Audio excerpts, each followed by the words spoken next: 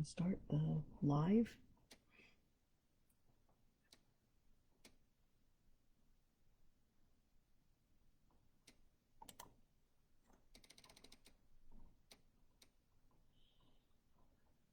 So last time, Assalamu alaikum wa rahmatullahi wa barakatuh. Last time we talked about a number of different things in the story of Prophet Yusuf alayhi salam and Prophet Yaqub, and we talked about how they met and how Prophet Yusuf alayhi salam then said ذلك how he basically told Prophet Yaqub alayhi salam that is the dream that I had before. وَرَفَعَ أَبَوَيْهِ عَلَى الْعَرْشِ, and he told them of course told his father, reminded his father of the dream.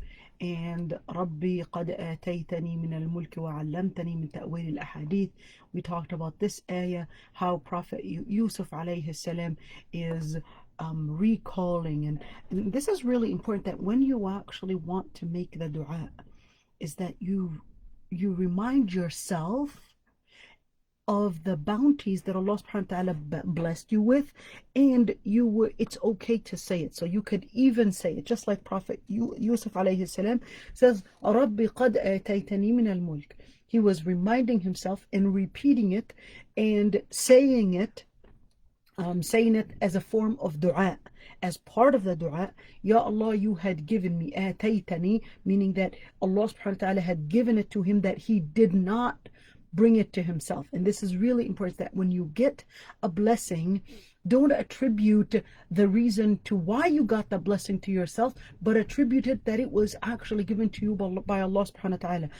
Regardless of that blessing, the blessing could be maybe a degree, could be children, could be a husband, could be a position, even in the hearts of people. You could have, subhanallah, when we're talking about position in the hearts of people, which is a charisma to be a leader, that in itself is actually a power that Allah subhanahu wa ta'ala puts in you, and it's a fitna.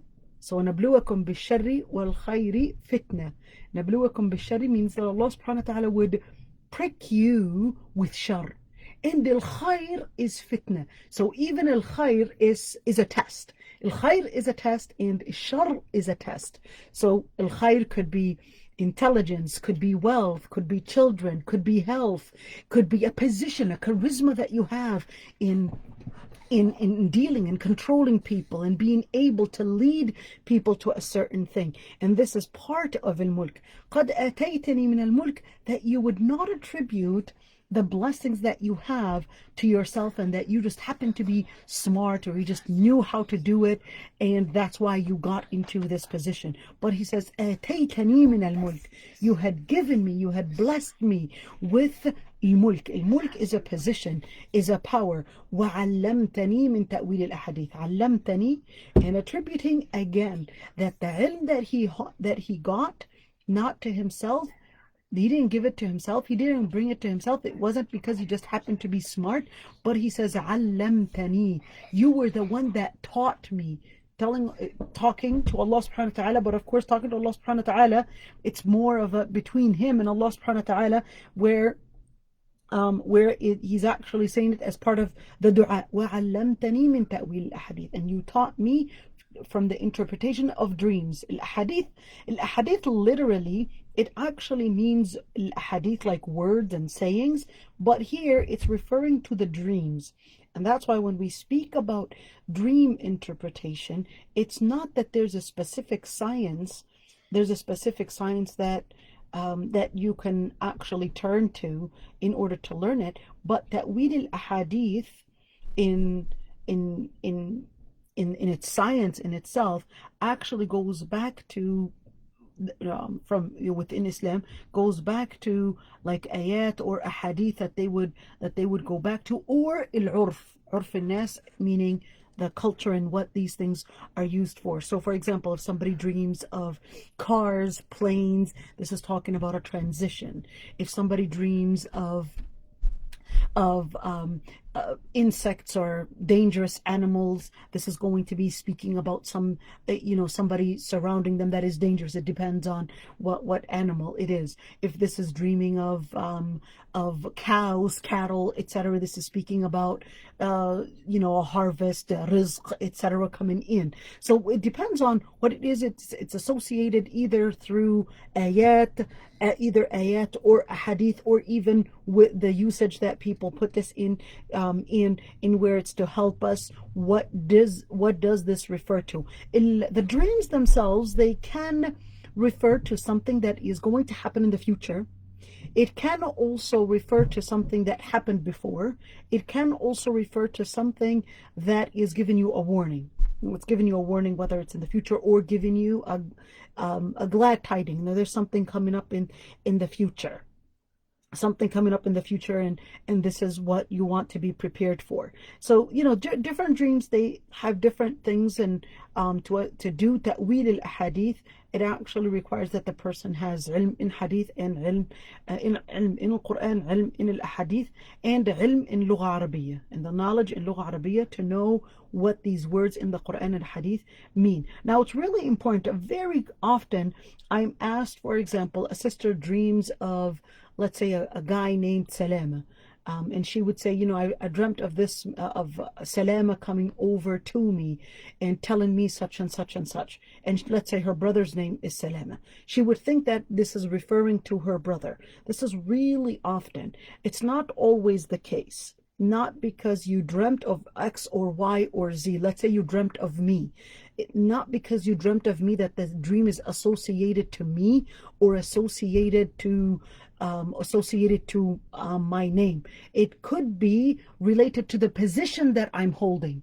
And the position that I'm holding, and it's something referring to that. So not necessarily is the dream always with person or person related, meaning that it refers me. And this is really important, that sisters oftentimes they dream of people and they would think, well, I dreamt of, let's say Tariq coming over to ask for my hand, but Tariq is already married. I would say, well, it's not necessarily Tariq himself, but this is speaking about something else. For example, so oftentimes sisters would associate the dream with that person, and then they would think that they have a good reason to hate somebody or embrace somebody because they dreamt of Tariq or Husna or whatever it is, and they would think, well, Husna is doing something evil to me because I saw her in the dream actually, sewing something or etc. This has nothing to do with Husna. This is probably telling you about something else. And this is really often that sisters come forward with, and they would think, well, is this aside from Allah subhanahu wa ta'ala that this sister is doing something harmful to me? No, it's not. This is very common, a very common thing that I would get. This is not necessarily meaning that it is that specific person or speaking to us about that specific person. فاطر السماوات والأرض. فاطر السماوات والأرض. So now, from the adab of dua is that you start with, just like when, if you look at it, compare that to al-Fatiha. Alhamdulillahi Rabbil Alameen.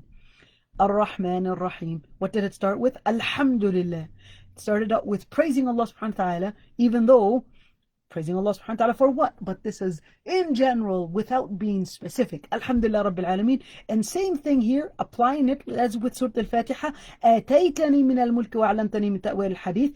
He's thanking Allah subhanahu wa ta'ala for the blessings that he has. Just like Alhamdulillah Rabbil Alameen. Thanking Allah subhanahu wa ta'ala for the blessings that he has. Alhamdulillah Rabbil Alameen. And then he would say, فاطر السماوات والأرض. فاطر السماوات والأرض then goes into the description of Allah subhanahu wa ta'ala. Just like Ar-Rahman Ar-Rahim, here it is. Equivalent to that, فاطر السماوات والأرض. أنت ولي في الدنيا والآخرة. Here, Ar-Rahman Ar-Rahim, Maliki Yawmiddin, equivalent to it, Maliki Yawmiddin, Anta wali fi dunya wal-akhirah, fi dunya wal-akhirah, you are wali. And the word wali means the one that is in authority, the one that is in control, the one that you turn to for submission. And that's the wali. You return to for submission, return to to take orders from. So anta waliyi, you are the one that is my authority in ad-dunya and in al-akhirah. Very equivalent to إياك نعبد وإياك نستعين. Right? Very equivalent to it. Look at that. As a prophet, you want to see, how do I make, what is the adab of dua? The adab of dua, first start out with Alhamdulillah Rabbil Alameen. Get yourself into the mode of remembering the blessings of Allah subhanahu wa ta'ala, then get yourself into the mode of remembering the attributes of Allah subhanahu wa ta'ala, then get yourself into the mode of al-ubudiyya, into the mode of al-ubudiyya. العبودية أنت ولي في الدنيا والآخرة, equivalent to إياك نعبد وإياك نستعين. Then the request, then you ask the request. What is the dua? What is it that you're asking for? Just like اهدنا الصراط المستقيم, there's the imperative. Now he's saying توفني مسلما, توفني مسلما وألحقني بالصالحين. Let me die on the religion of Islam. مسلما وألحقني بالصالحين. ألحقني بالصالحين means ألحق. Now the word ألحق would mean to follow somebody with someone else. In other words, to include them with someone else. So here, ألحقني بالصالحين, it's like include me as part of a salihin, part of a salihin, those that are pious. Now here's one thing. توفني مسلمة, he just made the dua to die as a Muslim. Does that mean it's okay for us to make the dua to die as Muslim? So توفني مسلما, it does two things. Number one, it doesn't necessarily mean that I want to die now. I want to die now, but this is in general saying that, well, anyways, you live between two cycles, two sides, which is الذي خلق الموت والحياة. You live between life and death. You've got two corners to your own existence, life and death. توفني مسلمة, توفني مسلمة وألحقني بالصالحين. توفني مسلما وألحقني بالصالحين means, Ya Allah, let me die as a Muslim and follow me. In other words, include me بالصالحين. ذلك من أنباء الغيب نوحيه إليك وما كنت لديهم إذ أجمعوا أمرهم وهم يمكرون. Now, the ayah tells us ذلك. What is ذلك? ذلك, this is a damir. The damir would mean it's a pronoun. And this is telling me اسم إشارة in Arabic. اسم إشارة. What is ذلك? What is it referring to? Is it referring to the whole story of Prophet Yusuf alayhi salam? The majority of scholars said it refers to the whole story. ذلك من أنباء الغيب, meaning the details of what happened to Prophet Yusuf alayhi salam and pretty much the end of the story. But generally, الأصح, that ذلك is actually talking about the whole story of Prophet Yusuf alayhi salam. From أنباء الغيب, from the stories, from those stories that were pretty much, those stories that may be forgotten. أنباء الغيب. الغيب, they're unseen, forgotten, folded, and they throughout. And Ya Allah, there's so many stories that, alhamdulillah, I'm so blessed to learn from all the stories that come to my office, and one learns to see how the mistakes that people might commit, and the different things that can happen. And then you get to see how Allah subhanahu wa ta'ala's powers controls a number of different sides of the story. It unfolds and unfolds and unfolds, and how things happen, and how in the end Allah subhanahu wa ta'ala brings it into a situation where you did not expect it. La ilaha illallah. So many stories. Oh my God, I'm actually going to get into the mood of telling you lots of stories. وما كنت لديهم إذ أجمعوا أمرهم وهم يمكرون. And you were not there, and this is really important. وما كنت لديهم, and you weren't لديه, لديهم. لديهم, this is referring to one, referring to either the brothers of Prophet Yusuf alayhi salam, that he wasn't there when they were planning all those plots, or that Prophet that ayah وَمَا كُنْتَ لَدَيْهِمْ, that he was not with, if this is in general, مَا كُنْتَ لَدَيْهِمْ أهل قريش. And Ahl Quraysh, why Ahl Quraysh? When they were plotting against the Prophet ﷺ himself. When the Prophet ﷺ was starting to teach Islam, they were actually plotting. They were uniting in different ways to see how they can bring an end to the Prophet ﷺ and bring an end to Islam. So this could be in two different interpretations. وَمَا كُنْتَ لَدَيْهِمْ إِذْ أَجْمَعُوا أَمْرَهُم, when they united, or when amrahum, meaning their ideas, the decision that they had united to fulfill, that they had united to implement, وَهُمْ يَمْكُرُونَ, and they would be constantly joining, constantly uniting in order to do makr, plot after plot. So yamkurun means that they were plotting one plot after another, and it was not ending. It was constantly taking place. It was one after another. وَمَا أَكْثَرُ النَّاسِ وَلَوْ حَرَصْتَ بِمُؤْمِنِينَ. وَمَا أَكْثَرُ النَّاسِ وَلَوْ حَرَصْتَ بِمُؤْمِنِينَ would mean that, majority of the people, so here, وَمَا أَكْثَرُ النَّاسِ, majority of the people, even if you are so keen on delivering Islam to them, they're actually going to reject the words of Allah subhanahu wa ta'ala. Why reject the words of Allah subhanahu wa ta'ala? Well, reject because, one, is that people will live based on pleasures. Two, to actually tell a person to give up on the pleasure and to go live up to a principle, that would actually take iman, in believing in the principle and believing in the one that sent the principle, which is al-wahi. So what happened was that وَلَوْ harasta is actually telling you that the Prophet ﷺ himself was extremely keen. Harasta is like there's hirs. Il-hirs would mean that he's so concerned, he is so keen on bringing Islam to them, but the majority were actually rejecting. And that's why it's really important to remember that in Islam, a principle or a definition of truth is not to be based on how many followers there are, or how many people accept it, or how many people embrace that idea. Because haqq is not determined by how many people think it's right, but haqq is in itself based on the evidences that it stands on. وَمَا أَكْثَرُ النَّاسَ وَلَوْ حَرَصْتَ بِمُؤْمِنِينَ وَمَا تَسْأَلُهُمْ عَلَيْهِ مِنْ أَجْرٍ. وَمَا تَسْأَلُهُمْ. So here, this is actually telling you, it's like, you're not even asking them. You're not, وَمَا تَسْأَلُهُمْ عَلَيْهِ مِنْ أَجْرٍ. You're not even asking them for a reward. You're just giving them الحق. You're just delivering the words of Allah subhanahu wa ta'ala.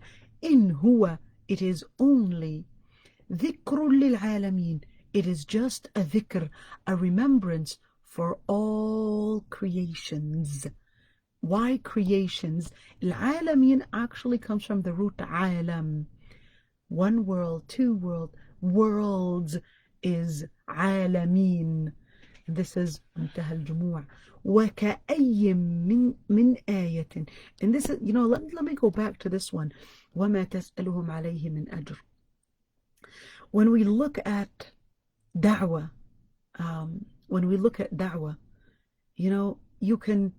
you can spend and put in an effort, but then it can happen, but not to prophets, that they can actually feel some sort of losing interest in continuing da'wah.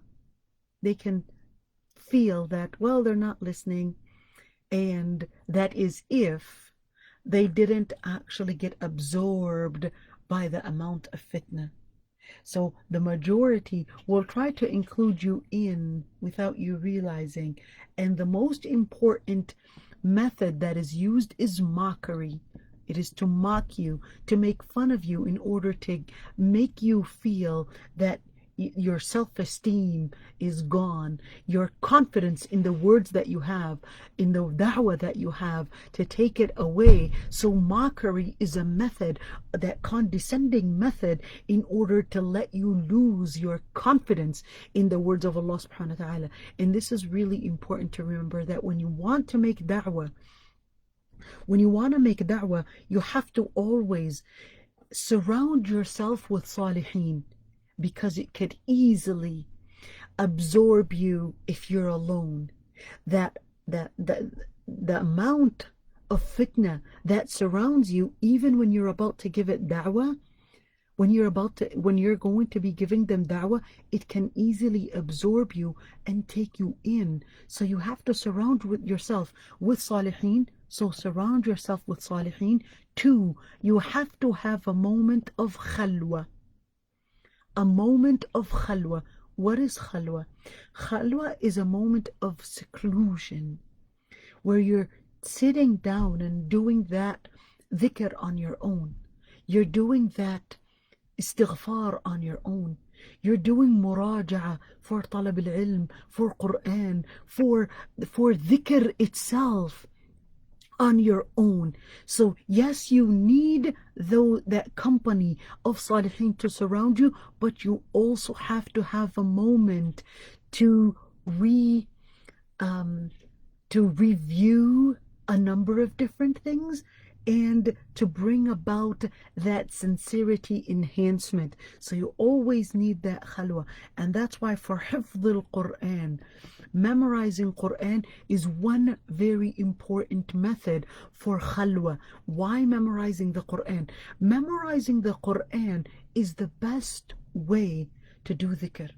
That's why Allah subhanahu wa ta'ala says, وَلَقَدْ يَسَّرْنَا الْقُرْآنَ لِلذِّكْرِ فَهَلْ مِن مُدَّكِرٍ. That Quran was made easy for dhikr. فَهَلْ مِن مُدَّكِرٍ. Is there anybody that is going to take a moment to reflect on the words of Allah subhanahu wa ta'ala? So hifdh al-Quran brings about that heart and mind connection, because when you're trying to repeat and repeat and repeat so many times, your mind is wanting to connect to something. But it could easily happen when you are reading something that you just skim through it, you understood it, and now it's gone. But when you memorize it, you are repeating it until your heart and your mind fully absorb it. Until your heart and mind fully absorb it. Because the company, even if you're a da'iyah, without you realizing, that lifestyle, the thought, the indoctrination that is surrounding you could easily force you and pressure you to give up on a number of different principles in Islam without you realizing. And shaitan is sneaky. He is able to help you find different ways of reinterpreting Islam to suit the likes of the majority, and still feel that you're okay. You're still doing what Allah subhanahu wa ta'ala is telling you. وَكَأَيٍّ مِّنْ آيَةٍ. وَكَأَيٍّ. This is that ka, that tashbih. أَيٍّ مِّنْ آيَةٍ وَكَأَيٍّ مِّنْ آيَةٍ فِي السَّمَوَاتِ وَالْأَرْضِ. This is talking about the large number. Ka'ayyin. It is very giving a similitude, that the similitude in not only in the da'wah that you are doing right here, the da'wah that you are doing, but there are also, it's very similar. The da'wah that you're doing is very similar to the different signs that are in the heavens, in the world, in the skies, and also on earth. يَمُرُّونَ عَلَيْهَا. They would just pass it. But here, pass is not literally pass, but this one is actually to mean ignore, where they would just ignore. They would just see the surface of it. وَهُمْ عَنْهَا مُعْرِضُونَ. Two things here. So Allah subhanahu wa ta'ala is here telling the Prophet ﷺ and giving him that support just like the ayat, or the ayat that you had delivered to them, the verbal ayat that you delivered to them. They didn't even hear them, but instead they went into unities in order to plot against it. But that's very similar to all the different signs that they see around them. It's not just the prophetic evidences, but it is very similar, even those ayat that Allah subhanahu wa ta'ala had put on the earth and in the heavens, but all they would do with it is not even see the pattern. And this is really important, is that Allah subhanahu wa ta'ala is here constantly reminding us in the Quran, is that the words in the Quran are actually letting us turn to the open book, which is the universe itself. This is an open book for you to see the patterns.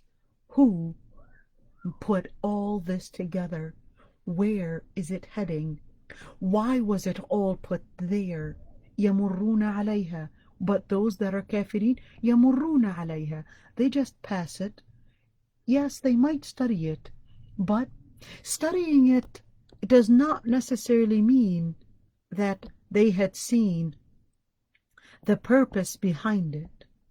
They might study it. They will go in definitely in more details. An astrophysicist will probably study the space and will give you all those numbers and will tell you, all those different rules. And we're talking about astrophysicists, some of the smartest science and smartest scientists in physics are actually the astrophysicists, and they're actually studying the hardest type of physics. But يَمُرُّونَ عَلَيْهَا. They can know all those details, but not even see that it reflects the magnificence of a creator. وَهُمْ عَنْهَا مُعْرِضُونَ. وَهُمْ عَنْهَا مُعْرِضُونَ. مُعْرِضُون comes from the root أَعْرَضَ or عَرَضَ. عَرَضَ would pretty much, it's like you're letting something pass. And here أَعْرَضَ would mean that the person أعرض would just turn away. Well, عرض would be like a barrier, but أعرض, that they put a barrier between themselves and even seeing the signs. So أعرض turned away and even put a barrier between them and the different ayat out there, the different signs. They couldn't even see that it reflects a magnificent creator. They couldn't even take a moment to listen. Why? Because they're mu'ridun. Because they're mu'ridun. They put a barrier.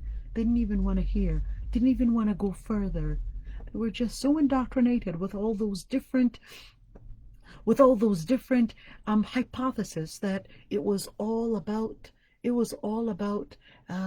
evolution, or it was all about just a sudden blast or a sudden creation of some kind of gases, and then all of a sudden this whole world comes into being.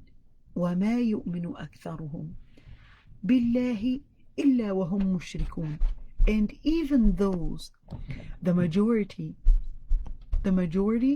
even when they believe in a God, in Allah, when they believe in Allah, they would become mushrik. What is the mushrik? So they did believe in the existence of God. At least some, or the majority, will believe in the existence of Allah subhanahu wa ta'ala, yet they would worship another God. They would go worship another God. And this is really important to mention, is that when we're talking about Tawheed, we're actually talking about a number of different things. We're talking about knowing who Allah is. So who are you worshiping? Not worshiping, but who is the Creator? Where is the Creator to? And who do you worship? So are you worshiping the same Creator that you believe is the Creator, or are you worshiping something else on behalf of that? For example, my grandmother was a Catholic nun, and she even died as Catholic. She would believe in Prophet Jesus, peace be upon him, of course, as Christians, would believe that he is God and the Son of God. But then she would have all these crosses and all these different icons. She was Catholic, of course, icons on her bed. And then when she would want to pray, she would hold her rosario, which is those beads, and the cross and all that, and would kiss the crosses. And even when they would enter the church, they would bow down to the cross, etc. What happened? Well, they believed in Allah subhanahu wa ta'ala, they believed in Allah Almighty, but then they went and worshipped someone else. Prophet Isa alayhi salam. أَفَأَمِنُوا أَن تَأْتِيَهُمْ غَاشِيَةٌ. أَفَأَمِنُوا, meaning, do they feel that they are safe? أَن تَأْتِيَهُمْ غَاشِيَةٌ, that a ghashiyah. Al-ghashiyah is a type of punishment, but al-ghashiyah, it's a type of punishment that covers. It covers something, in where this ghashiyah, just like the ayah, هل أتاك حديث الغاشية وجوه يومئذ خاشعة. So the وجوه يومئذ خاشعة عاملة ناصبة. الغاشية is judgment day, and تأتيهم غاشية من عذاب. هل أتاك حديث الغاشية, this is talking about judgment day, but this أن تأتيهم غاشية is a punishment that covers everything. Just like the punishment that came to other prophets, in where not prophets on the prophets, but other nations for that were sent by other prophets. Min عذاب. In other words, are they secure? Are they feeling safe that no punishment is going to come to them from Allah? Any punishment from coming to them from Allah, or even أو تأتيهم الساعة. So this is the evidence that al-ghashiyah, does it mean judgment day? Well, here the opposite of it, أو تأتيهم, would tell me here أو تأتيهم الساعة, or judgment day would come, would actually tell me that this is different than this. So the word ghashiyah is different. تأتيهم الساعة. That's why it used the word أو. أو would mean or, and when we would have or, that would mean that it is an alternative. So here, تأتيهم غاشية, a punishment would come to them from Allah subhanahu wa ta'ala, from the different punishments, min عذاب الله, because Allah subhanahu wa ta'ala has many different types of punishments. So here, one of them is غاشية. One of them is where it is covering. And why covering? Because they have covered or neglected the words of Allah subhanahu wa ta'ala. And this is in Arabic or in fiqh, al-jaza'u min jins al-amal. So reward or punishment is actually part of the action itself. Al-jaza'u min jins al-amal. So when we're looking at here, ghashiyah, that Allah subhanahu wa ta'ala would bring a punishment that would be covering one of his adhab, one of the tortures, is that it covers because they had covered the words of Allah subhanahu wa ta'ala, because they had ignored the words of Allah subhanahu wa ta'ala. Here, أو تأتيهم الساعة, or judgment day. الساعة would mean judgment day. أو تأتيهم الساعة, or judgment day. Sa'a, now the word sa'a would mean a period of time, but sa'a, a period of time, is also a metaphor to mean yawm al-qiyamah, to mean judgment day, the end of time. So the word is sa'a, yes, it means a period of time, but here it's referring to the end of time. The end of time. This is as-sa'a, this is the end of time. Baghta, when it will come suddenly. Baghta, suddenly. وَهُمْ لَا يَشْعُرُونَ, and when they cannot even sense it. It will come suddenly, and they can't even sense it.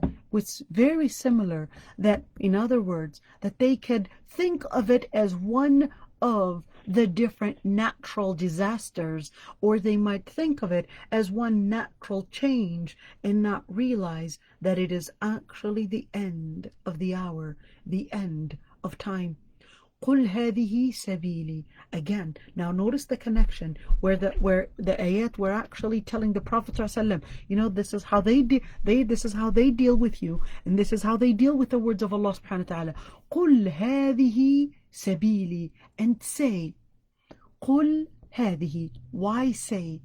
Now this is really important, is that when you look at a number of ayat, قل هو الله أحد, قل أعوذ برب الفلق, you could see a number of ayat with the word قل. Now when you look at the word قل, it is in order for you to remember that this was something that the Prophet ﷺ was ordered to say, and this is also to remind us that this is a moment for us to take it and actually make it as the path, as the emblem, as the slogan, as the words that we actually embrace into practice. Qul, and say. When you're being asked, say it straightforward. Reminds me very much, although it's not authentic, but I love saying it, even though it's not proven to be authentic, at the level of Sahih. But Rib'i ibn Amir, again, the story was mentioned in the books of Sirah. Rib'i ibn Amir, when he was one of the Sahaba, when he was sent as an ambassador to discuss things with Rustum, who was the military leader for the Persian army.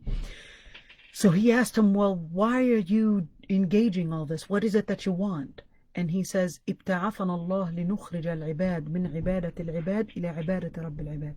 That Allah subhanahu wa ta'ala sent us to free and liberate people from worshipping other than Allah, or worshipping the servants of Allah, to worshipping Allah Almighty. And Allah subhanahu wa ta'ala sent us to لنخرج من عبادة من ضيق الدنيا إلى سعة الآخرة, and from the narrowness and the tightness of this life to the openness of al-akhirah.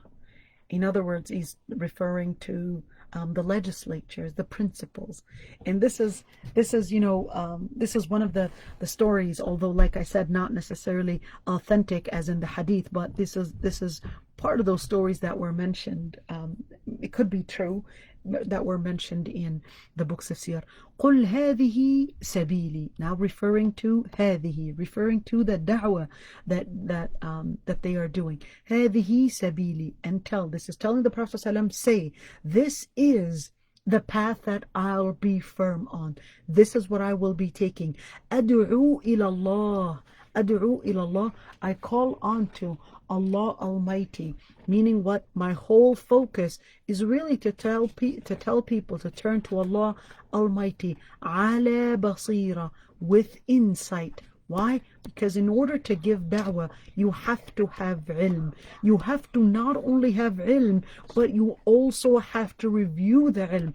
Ala basira, with insight. What insight is he talking about? Well, remember, in Islam, the epistemologically speaking, you're going to go back to 3. You're either following dhann, or you're following hawa, inclinations and pleasures, or you're following wahi. So al-wahi is what is referring to al-basira. Ad'u ila Allah ala basira, meaning that I call toward the path of Allah subhanahu wa ta'ala with insight, meaning deep knowledge, which is al-wahi, in where the ilm that I have is not based on speculation and hypothesis and different things that we're still trying to figure out. And it's not based on hawa and based on inclinations, but it is based on facts. It is based on the realities of things. And this is al-basira.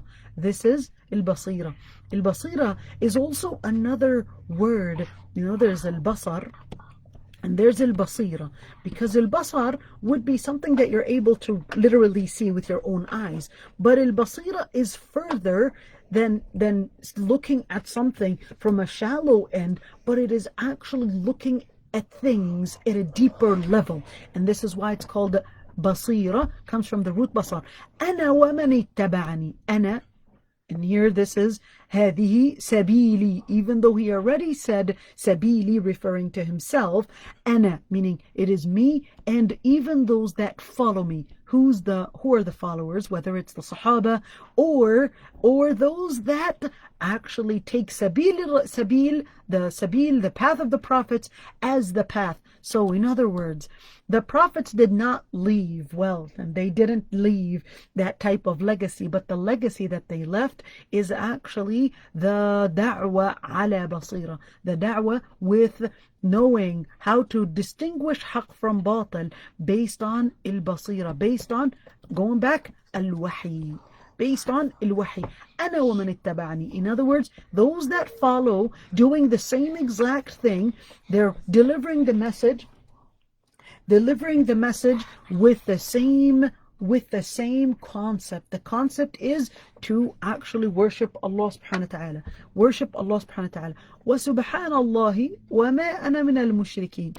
وَسُبْحَانَ اللَّهِ. Here, this is another sentence. Subhanallah. Why Subhanallah? Subhanallah, because he was accused that, oh, you're seeking a different position here. You're trying, and that's the same call, even politically, by the way. When we're looking at one of the most important accusations that always Muslims are afraid to answer, is Islam seeking to control? And all du'a, we're afraid to answer the question. And they will say, well, we're not actually seeking control. Well, how come the Republicans are? How come the Democrats are? How come the LGBT is? How come the feminists are? Every single party is seeking to control. But it's haram ala Islam. But it's haram for Islam and Muslims to actually say, well, yes, we are seeking to implement principle. We're seeking to implement the words of Allah subhanahu wa ta'ala. So you could see that many people are afraid to say that, no, Islam does not want to control. And of course, unfortunately, we have the youth right now that are also starting to believe those diplomatic talks and are afraid to say, well, no, if you actually believe that this is haqq, it would be a betrayal to haqq to actually say you don't want it to be in a position to be implemented.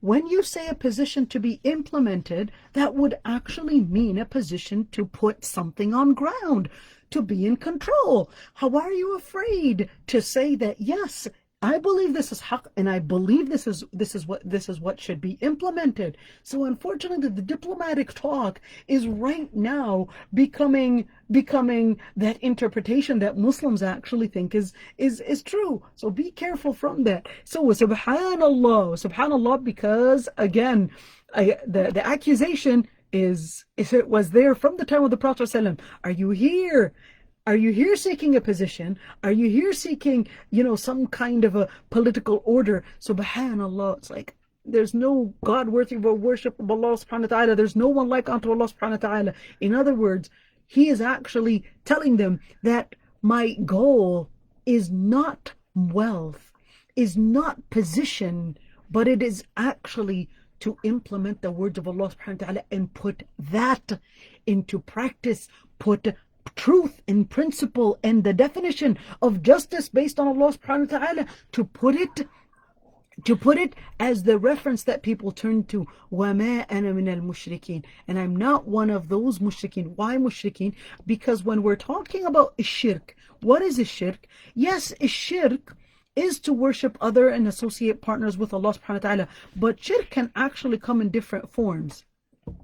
The one form of shirk is to worship other than Allah subhanahu wa ta'ala. The other form of shirk is to actually put anybody or anyone and in the same power to legislate as Allah subhanahu wa ta'ala. So even if you regarded that, whether you want to call him John Locke, David Hume, or whatever philosophy it is, you want to put them as the resource to consider something as haqq or batil, this is actually putting those people at the level of Allah subhanahu wa ta'ala, that they have the right to legislate. The other type of shirk is to actually associate different qualities of Allah subhanahu wa ta'ala to other people. For example, somebody believing, yesterday I got I got somebody asking me if they can, they had this is one of the strangest questions that I got. So they had this rock, and I forgot which group of people, which cult it is, but this cult believes that certain stones have power to heal. And that she said, well, can I use this to heal me? And I said, well, why do you want to use it to heal you? What is, within this rock? And said that it actually takes away negative energy and all that stuff. And I said, well, that would actually believe in that rock having some kind of a barakah, some kind of a power, that one is not based on science, two is really based on believing in this rock. And she said, well, look at Muslims. Don't we actually consider al-Hajar al-Aswad as holy? But it's really important to remember the response was very simple. Al-Hajar al-Aswad, the black stone in Kaaba, there is a text to specify it as a holy rock. That's it. There's no way that we can do qiyas and an analogy and actually say, well, black stones, take one from probably river stones and all that, and say, well, this is also a black stone, therefore it has some power of taking away the negative energy and put it in your pocket in order to help you, because that would actually be part of shirk, because it is a form of tiwala. Tiwala is believing that anything like a rock, maybe those blue eyes things, that they have some power to keep evil eye, to keep anything evil, to keep negative things, or even bring luck. All that is actually part of shirk. So now we look at shirk. وَمَا أَنَا مِنَ الْمُشْرِكِينَ مَا أَنَا مِنَ الْمُشْرِكِينَ. That the Prophet ﷺ, the whole da'wah is to bring about those in place to worship Allah subhanahu wa ta'ala, the legislative principles from Allah subhanahu wa ta'ala, and finally not associate anybody to having of divine power. وَمَا أَرْسَلْنَا مِن قَبْلِكَ إِلَّا رِجَالًا نُوحِي إِلَيْهِمْ. That وَمَا أَرْسَلْنَا, and this is really important to mention, وَمَا أَرْسَلْنَا من قبلك إلا رجالا نوحي إليهم من أهل القرى. That those that were mentioned, وما أرسلنا, those that were mentioned من قبلك, those that were sent, sorry, my bad, those that were sent before you, before Prophet Muhammad صلى الله عليه وسلم, إلا رجالا, were only men. I'm going to talk about, is it men only, or what is this referring to? Just give me a second. نوحي إليهم. Nuhi ilayhim, meaning that they are sent with wahi. Why is it talking about wahi? Because it's talking about ala basira. Ilayhim, that they were sent with wahi, with Prophet Jibril alayhi salam, min ahli al-qura. They would be part of that society. Min ahli al-qura, meaning that they would be familiar with that society, and they would be the ones to deliver the message to them. أَفَلَمْ يَسِيرُوا, have they not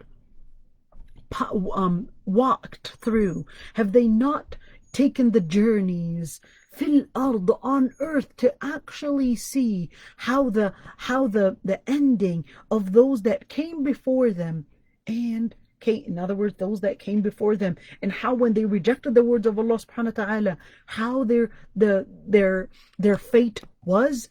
وَلَدَارُ الْآخِرَةِ خَيْرٌ, and لَدَارُ الْآخِرَةِ, the dwelling. Dar can mean chamber, can mean home, can be a place to dwell in. La darul akhirah, and the dwelling in the akhirah is better for those that had taqwa. أَفَلَا تَعْقِلُونَ, do you not take a moment to comprehend and reflect on that? A number of things to talk about, which is, are all the prophets that were sent necessarily men? There are different opinions. The majority of scholars actually said that no, most of the prophets were men, and they noted and actually based it on 3 different ayat, that it clearly says rijalan. How clear can you get? Rijal means men. But the other scholars actually said that no, Maryam herself was a prophet. Why? Because they said, one, Rijal is talking about and referring to the majority of them were men. Number two, they said that Rijalan nuhi ilayhim. So if the majority were Rijal that got the wahi, is Sayyidah Maryam got the wahi. Didn't Jibril alayhi salam come to her and talk to her, etc.? They said, well, that means she's a Nabiya. But the majority of the scholars said that no, Nuhi ilayhim, the prophets that were sent in order to challenge the people were all men. And then they would go in detail and say that men are, equipped more with physical power and all those different things. Those are just different ways of hikmah. Another interpretation, especially Ibn Hazm, said that no, even women can be prophets, because the ayah says رِجَالًا نُوحِي إِلَيْهِمْ مِنْ أَهْلِ الْقُرَى, said Maryam is a prophet. And the other evidence that was laid out is that فَاسْأَلُوا أَهْلَ الذِّكْرِ, and ask أهل الذِّكْر, and ask the people that were granted dhikr, which are the people of the book. And they said, well, the people of the book, according to the Bible and the Torah, they actually had women prophets. So فَاسْأَلُوا أَهْلَ الذِّكْر means for more details. And just like they had, according to their books, and the ayah is telling us to go and ask them, that they actually claim that they had female prophets. And here the ayah is telling us, فَاسْأَلُوا أَهْلَ الذِّكْر. They would say that, well, رِجَالًا نُوحِي إِلَيْهِمْ, meaning bashar, meaning people. So in the end is that, regardless, you just have to believe in the prophets that were mentioned in the Quran. The prophets that were mentioned in the Quran are all, of course, men, at least the ones, except to Sayyidah Maryam, with differences of opinions right there. So, but you still have to believe in Sayyidah Maryam, that Allah subhanahu wa ta'ala had sent her, and that the story of Prophet, the story of Prophet Isa alayhi salam and Sayyidah Maryam. Anyhow, so it's really important.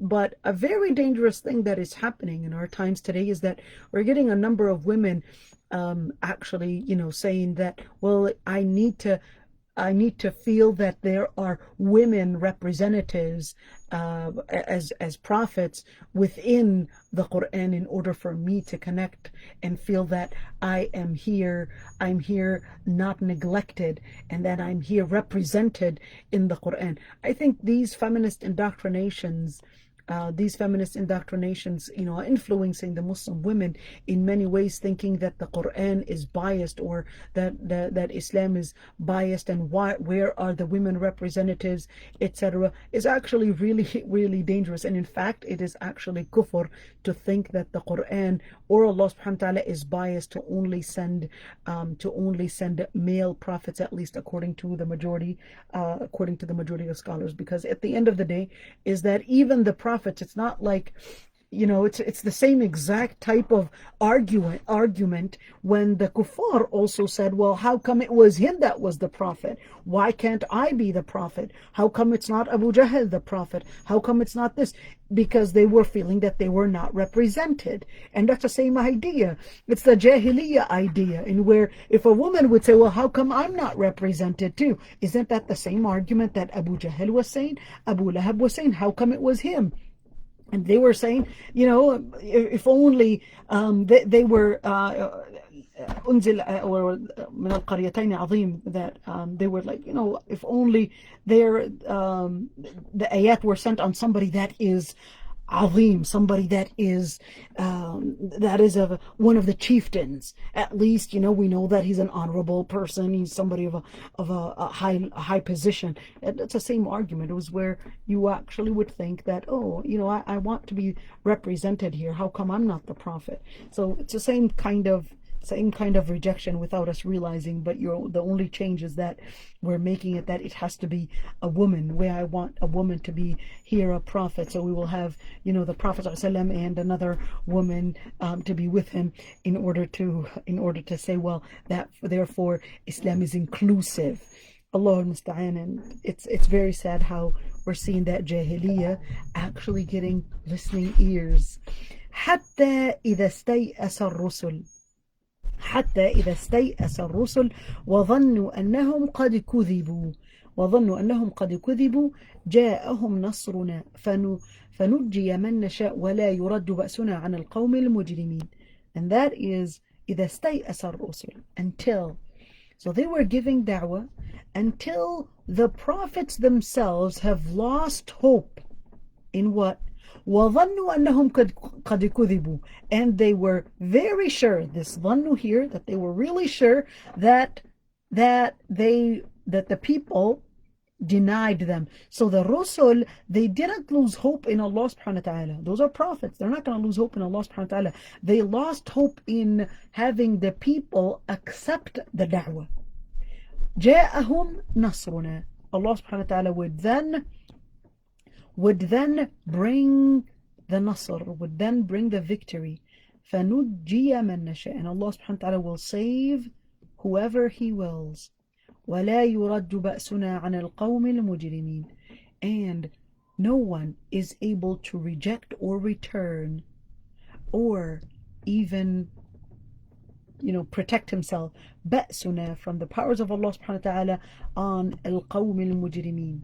There's no one that can reject or remove or uplift the powers or the mighty of Allah subhanahu wa ta'ala on those that have committed all the crimes, عن القوم المجرمين, on the nations that have transgressed the limits. لقد كان في قصصهم عبرة لأولي الألباب. We're just going to finish these ayat and then we're finished with Surah Yusuf inshallah. لقد كان في قصصهم عبرة. لقد, verily, there were many عبرة. عبرة is a sign to reflect something else. So you're looking at one corner and this is to help you get to another wisdom. So you're seeing one thing, but shouldn't be the focus. This is to tell you and to give you ideas, reflections, and patterns that in those stories there are wisdoms, there are signs. You can take the story, but don't focus on the story. Focus on the theme of the story. لِأُولِي الْأَلْبَابِ, for those that are أُولِي الْأَلْبَابِ. أُولِي الْأَلْبَابِ meaning the people that have the minds, that have the intellects, that have the intelligence to see. مَا كَانَ حَدِيثًا يُفْتَرَى. It was not a fabricated, or they were not fabricated words or fabricated da'wah. ولكن تصديق الذي بين يديه. But in fact, it is confirming all that was revealed before him. Before him, meaning what? Meaning when the Torah and the Injil, when Allah subhanahu wa ta'ala had sent the prophets before to prophesize and to say the same exact da'wah. So تصديق الذي بين يديه, it can refer to the nubuwah, to the prophethood of the Prophet ﷺ, or it can also refer to da'wat al-tawheed. To da'wat al-tawheed, that it was all the same da'wah. It's confirming and it is continuing, and also it was exactly what was revealed from tawheed, and also confirming the prophethood of the Prophet ﷺ. بين يديه, this is more of a metaphor, بين يديه, in where something's in between the hands of somebody, but this is a metaphor to mean that something that it was in front of you. You had access to it. You had access to that information about the prophecy and about tawheed and about what Allah subhanahu wa ta'ala had sent prophets to deliver. وَتَفْصِيلَ كُلِّ شَيْءٍ. And it also has tafsil. Tafsil is like the details. The details in what? The details in Sharia, in legislature.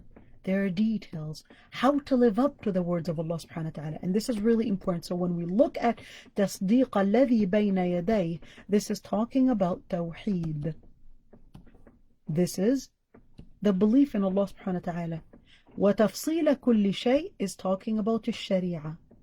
Remember, we talked about that very often, is that when you're talking about Islam, you're talking about La ilaha illallah Muhammad Rasulullah, you're talking about Aqidah, you're also talking about Sharia. تفصيل كل شيء is talking about Sharia, is talking about legislature, the definitions of ethics, the definition of right and wrong, the definition of what you should be doing and what you shouldn't be doing, etc., and how you should be practicing your life.